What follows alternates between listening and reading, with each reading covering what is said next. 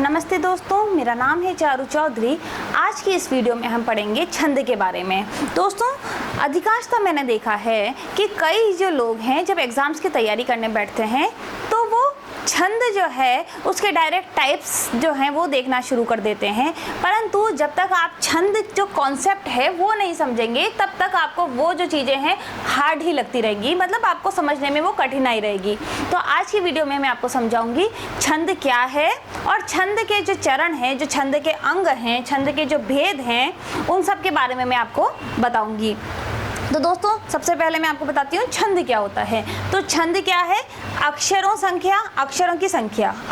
की संख्या, क्रम, मात्रा गणना, यति और गति, इन सब से संबद्ध कुछ जो नियम है, जो विशिष्ट नियम है, उनसे नियमित परघटना जो होती है वह छंद कहलाती है। तो ये तो हो गया एक परिभाषा जो कि कठिन शब्दों में परिभाषा है। अब मैं आपको इसको थोड़ा सा सरल लैंग्वेज में समझाने की कोशिश करती हूँ कि छंद में क्या होता है। जैसे कि हमने अलंकार में ऑलरेडी पढ़ चुके हैं कि वह जो काव्य है उसको वह खूबसूरत बनाता है। उसी प्रकार कुछ नियम होते हैं पद्यांश, जैसे कोई पद्यांश है उसमें कुछ नियम होते हैं कि इसमें फिक्स जो हैं वो इतने अक्षर होंगे, इसमें कौन से अक्षर होंगे, दीर्घ होंगे, ह्रस्व होंगे। या फिर जब हम पद्यांश पढ़ते हैं तो ऐसा नहीं होता कि लगातार पढ़े ही जा रहे हैं, उसमें कहीं हमको लय देना होता है, कहीं हमको विराम देना होता है और कहीं पे हमको तुकबंदी की ज़रूरत होती है। तो ये सारे जो नियम हैं, इसी प्रकार मात्राएं कितनी हैं, उसमें जो क्रम है क्या पहले आएगा क्या बाद में आएगा, तो ये सबको मिला के जो परघटना है, जब पद्यांश का जब हम रचना करते हैं, जब कोई रचना होती है तो ये सारी चीज़ें जो हैं वो ध्यान में रखी जाती हैं। इन सबको मिला के जो नियम है वो सारे कहलाते हैं छंद। अब छंद जो है, छंद के अंग के बारे में हम बात करेंगे। तो छंद का जो पहला अंग है वह है चरण। दोस्तों, छंद में 4 चरण होते हैं। प्रथम, द्वितीय, तृतीय और चतुर्थ चरण। जैसा कि आपको पता है पहली और तीसरी संख्या विषम होती है और दूसरी और चौथी संख्या सम होती है। तो सेम इसी प्रकार जो चरण है, पहला और तीसरा जो चरण है वह विषम है और जो दूसरा और चौथा जो चरण होता है वह होता है सम। अब हम चलते हैं मात्रा और वर्ण की तरफ। मात्रा और वर्ण। अब क्या होता है दोस्तों, मात्रिक जो छंद होते हैं उसमें मात्राओं को गिना जाता है और वर्णिक जो छंद होते हैं उसमें किसको गिना जाता है? वर्णों को। तो जैसा कि आप नाम को देखते ही समझ जाएंगे मात्रा और वर्ण, तो मात्राओं को जिसमें गिना जा रहा है तो वो हो जाएंगे मात्रिक छंद और जिसमें वर्णों को गिना जा रहा है वह हो जाएंगे वर्णिक छंद। अब इसमें भी आपको जो बातें ध्यान रखनी है ह्रस्व और दीर्घ की, ह्रस्व तथा दीर्घ। अब ये जो वर्ण होते हैं, कुछ ह्रस्व होते हैं कुछ दीर्घ, तो इसमें ह्रस्व जो है उसकी एक मात्रा गिनी जाती है और जो दीर्घ है, दीर्घ वर्ण की 2 मात्रा गिनी जाती हैं। तो क्या होता है, जो दीर्घ जो है, जैसे जो बड़ा जो गुरु होता है, जो दीर्घ वर्ण है उसमें दुगुना समय लगता है ह्रस्व वर्ण की तुलना में। तो वो आप वैसे ही देख के समझ जाएंगे, ह्रस्व मतलब छोटा और दीर्घ का मतलब हो गया बड़ा। तो जो बड़ा है उसमें डबल टाइम लगता है, लगभग दुगुना समय लगता है। अब हम तीसरा जो अंग है छंद का उसके बारे में बात करेंगे और वह है लघु तथा गुरु। दोस्तों, छंद में दोनों प्रकार के जो वर्ण होते हैं लघु और गुरु, उसमें भेद होता है। क्या भेद होता है वो मैं आपको बताती हूँ। उसमें जो चिन्ह है उन दोनों को ही अलग अलग दिया गया है। जो लघु है उसको चिन्ह दिया गया है ये, जो जैसा हम विराम बोलते हैं उसी प्रकार का जो सीधा डंडा है वह हम लघु वर्णों के लिए प्रयोग में लेते हैं। और जो दीर्घ वर्ण है या गुरु वर्ण है उनके लिए हम एस की जो आकृति होती है वह हम गुरु वर्णों के लिए प्रयोग में लेते हैं। अब आपको मैं ये भी बता दूं कि लघु वर्ण और गुरु वर्ण जो हैं वो क्या होते हैं, मतलब लघु वर्ण में कौन से वर्ण हैं जो शामिल किए जाते हैं और गुरु वर्ण में कौन से वर्ण हैं जो शामिल किए जाते हैं। तो अगर हम लघु वर्ण की बात करते हैं पहले, तो लघु वर्ण में आता है अ, ई, छोटा ई, छोटा ऊ, तथा चंद्र बिंदु वाले जो भी चंद्र बिंदु जिस पे लगा हो तो वो आते हैं लघु वर्ण में। और गुरु में कौन से आते हैं? गुरु में आते हैं आ, ई, ऊ, ए, आई, री, ओ, इन सब से ए से ओ, औ तक के जो हैं वो सब इसमें आते हैं। और एक चीज़ और आपको याद रखनी है, अगर संयुक्त वर्ण से पहले अगर कोई लघु वर्ण भी होगा तो वह भी गुरु माना जाएगा। मतलब जो संयुक्त वर्णों से पहले लघु वर्ण जो है वह भी इसी कैटेगरी में, जो गुरु वर्णों की जो कैटेगरी है उसी में आएगा। ठीक है, अब हम चलते हैं संख्या और क्रम। चौथा जो हमारा इसका अंग है छंद का, वह है संख्या और क्रम। संख्या और क्रम। देखो, जैसा कि आपको नाम से स्पष्ट हो रहा है कि वर्णों की जो वर्ण है, मात्रा है और वर्ण है, उनकी जो संख्या है, उनकी जब गणना की जाती है तो वह तो संख्या कहलाएगी। और क्रम मतलब जो कौन से क्रम में आएंगे, कौन सा लघु पहले आएगा, ह्रस्व आएगा, लघु आएगा कि दीर्घ आएगा, तो जो किस तरीके से उसकी वो कैसे आगे आएगा या पीछे आएगा, इसका मतलब स्थान। तो जो संख्या है वह तो गणना दिखाएगी और जो क्रम है वह स्थान दिखाएगा। तो संख्या जो है वह है जब हम मान लो जो भी वर्ण है वो कितने कितने ह्रस्व हैं और कितने दीर्घ हैं, इन सब की जो, और या फिर वर्ण है वो कितने हैं, इन सब की जो गणना है वह संख्या कहलाएगी। और जो क्रम है वह स्थान को बताएगा। लघु तथा गुरु जो वर्ण है उनके स्थान को बताता है। तो ये दोनों उसका निर्धारण करते हैं। उसके पश्चात अब हम चलते हैं पांचवा, जो कि है गण। अब दोस्तों ये बहुत ही इंपॉर्टेंट टॉपिक है गण, क्योंकि तीन जो वर्ण हैं उनका एक गण माना जाता है। तीन वर्णों को मिलाकर एक गण बनता है। तो मैं आपको एक काम करती हूँ, इसको अलग से समझाती हूँ। गण, तो एक बार मैं आपको इतना रिवीजन करा देती हूँ। चरण क्या होते हैं? चार प्रकार के चरण होते हैं छंद के। सबसे पहले हम छंद देख लेते हैं। अक्षरों की संख्या, क्रम, मात्रा गणना, यति, गति, तुकबंदी, इन सब से संबद्ध कुछ नियम होते हैं और उन नियमों को मिला के जो परघटना होती है, जो नियमित परघटना होती है, वह छंद कहलाती है। और इसके जो विभिन्न अंग हैं वह है, पहला है चरण, इसमें 4 चरण होते हैं, 2 सम 2 विषम।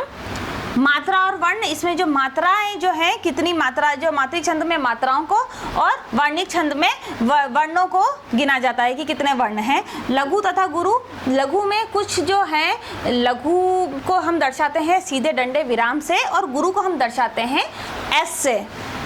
लघु जो वर्ण है वह है अ, ई, उ और चंद्र बिंदु वाले, तथा गुरु जो है वो है आ, ई, उ, बड़ा उ, ए, आई, री, ओ से ओ तक। तो और इसमें वो भी आएंगे जो संयुक्त वर्ण से पूर्व अगर कोई लघु वर्ण भी आता है तो वह गुरु माना जाएगा। अगला जो हमारा अंग है छंद का वह है संख्या और क्रम। तो कहाँ ये डिसाइड करते हैं कि कितनी संख्या वर्णों की और मात्राओं की कितनी संख्या रहेगी, और जो क्रम है वो निर्धारित करता है कि कौन से क्रम पे वो जो ह्रस्व और दीर्घ स्वर हैं, दीर्घ वर्ण हैं, वह स्थान प्राप्त करेंगे। अब हम आ रहे हैं गण की तरफ। तो अब हम गण को समझते हैं। गण क्या है?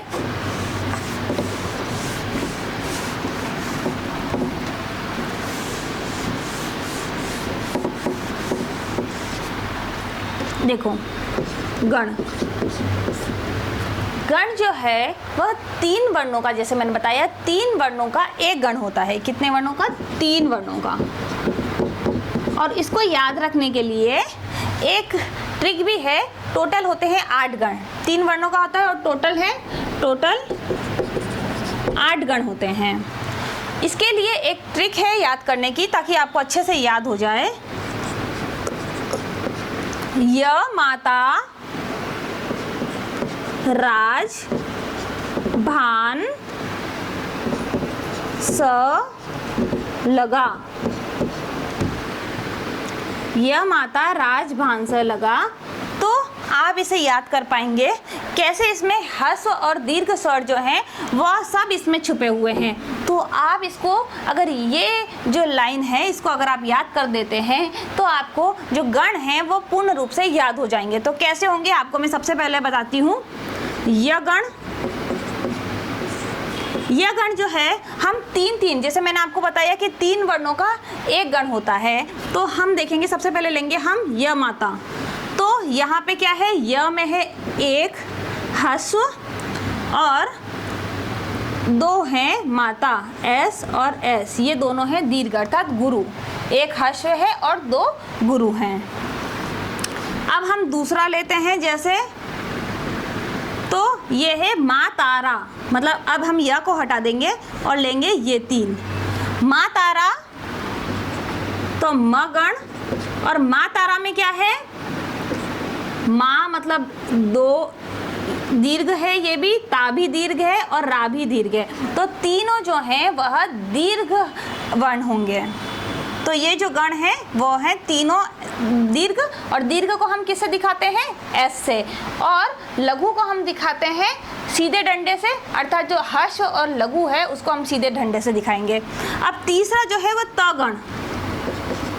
त गण जो है वो है ताराज, जैसे हमने 3 फिर से लिया ताराज, तो क्या है? दीर्घ, दीर्घ और लघु। अब हम लेते हैं र गण। र गण जो है वो है राज। अगर हम र से यहाँ से फिर से स्टार्ट करते हैं 3 वर्णों का, तो वह है राज भा, अर्थात दीर्घ, लघु और फिर दीर्घ। र के बाद आता है ज गण। ज गण जो है उसमें है ज भा न, अर्थात पहला जो है वह लघु है, भा जो है वह दीर्घ है और न फिर से लघु है। अब हम आते हैं भ गण की तरफ। भ गण जो है उसमें आप देखेंगे 1 भा न स, अर्थात पहला जो है वह दीर्घ है और फिर दोनों लघु हैं, पहला दीर्घ और दोनों लघु। अब हम चलते हैं न स ल, अर्थात तीनों जो हैं वह लघु हैं। न गण तीनों जो हैं वह लघु हैं, और लास्ट वाला जो है वह है स ल गा, अर्थात सगण। सगण जो है उसमें पहला लघु है, दूसरा लघु है और तीसरा जो है वह दीर्घ है। तो ये जो लगा है ये हमने ओनली याद करने के लिए लगा रखा है। वास्तव में जो है ये 8 गण हैं, और इससे आप समझ गए होंगे कि कौन से लघु और कौन से जो दीर्घ हैं वह गण इसमें प्रयोग में लेते हैं। तो जो गण है आपको मैं एक बार फिर से रिवीजन करा देती हूँ। जो गण है वह 3 वर्णों का एक गण होता है, और टोटल जो है वो 8 गण होते हैं। तो हम याद रख सकते हैं य माता राज भान स लगा, इससे ताकि हमको ये पता चल जाएगा। तो हमने 3-3 का जो है य माता, मातारा, ताराज, राज भा, ज भान, न स ल और स लगा, ये जो अलग अलग 3-3 वर्णों का जो हमने समूह लिया है उससे हमने जाना कि लघु और जो दीर्घ हैं वह वर्ण किस तरीके से हैं जो हैं ये गण इसमें प्रयोग में लेंगे। अब हम देखते हैं यति और गति। इसको हटा देती हूँ मैं।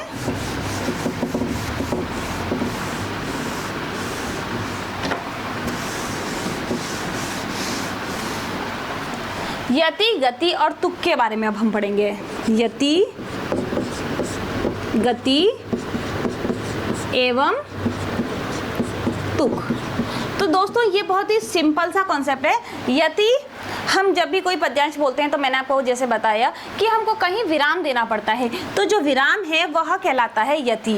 गति जो है वो जैसा आप नाम से ही जान रहे हैं कि गति अर्थात लय, तो जहाँ पे हमको लय देनी होती है वह गति कहलाता है। और होता है तुक। तुक जैसा आप जानते ही हैं, जो अंतिम जो वर्ण होते हैं उसमें हम कुछ ना कुछ तुकबंदी करते हैं। जैसे आपको सिंपल शब्दों में समझाऊं, जैसे बाजा राजा, तो जब कोई भी पद्य है अंत में अगर वो मैच खाता है तो वह बेहतर लगता है। और वो जो नियम है उसमें भी ये आता है कि तुकबंदी जो है वो कहीं कहीं जरूरी रहती है। अब छंद के भेद, तो ये अभी तक थे, ये थे छंद के अंग। अब छंद के जो भेद हैं वह दो भेद हैं। छंद के भेद, पहला है वार्णिक। वार्णिक छंद, वार्णिक छंद जो है वर्णमाला के आधार पर जो छंद रचा जाता है वह वार्णिक छंद कहलाता है। और जो वार्णिक छंद है वो भी दो प्रकार का होता है। पहला होता है साधारण। साधारण छंद, इसका जो सब पॉइंट है वह है साधारण। इसमें क्या होता है दोस्तों, 26 वर्ण तक के जब चरण जिसमें शामिल होते हैं वह तो होता है साधारण छंद। और दूसरा जो है वह है दंडक छंद। जब 26 से ज्यादा वर्ण वाले जो चरण होते हैं वह दंडक छंद कहलाता है। तो इसमें तो 26 वर्ण और इसमें 26 से ज्यादा। दूसरा है मात्रिक छंद। अब जो दोस्तों मात्रिक छंद जो है, मैं आपको पहले भी बता चुकी हूँ, मात्राओं की गणना के आधार पर जो छंद की रचना की जाती है वह मात्रिक छंद कहलाते हैं। तो दोस्तों मैं उम्मीद करती हूँ कि आपको इस वीडियो से जो छंद है, छंद का जो कॉन्सेप्ट है वो समझ में आया होगा। अगर आपको समझ में आया है तो प्लीज़ लाइक कीजिए, कमेंट कीजिए, शेयर कीजिए और सब्सक्राइब करना बिल्कुल ना भूलें। Thank you very much.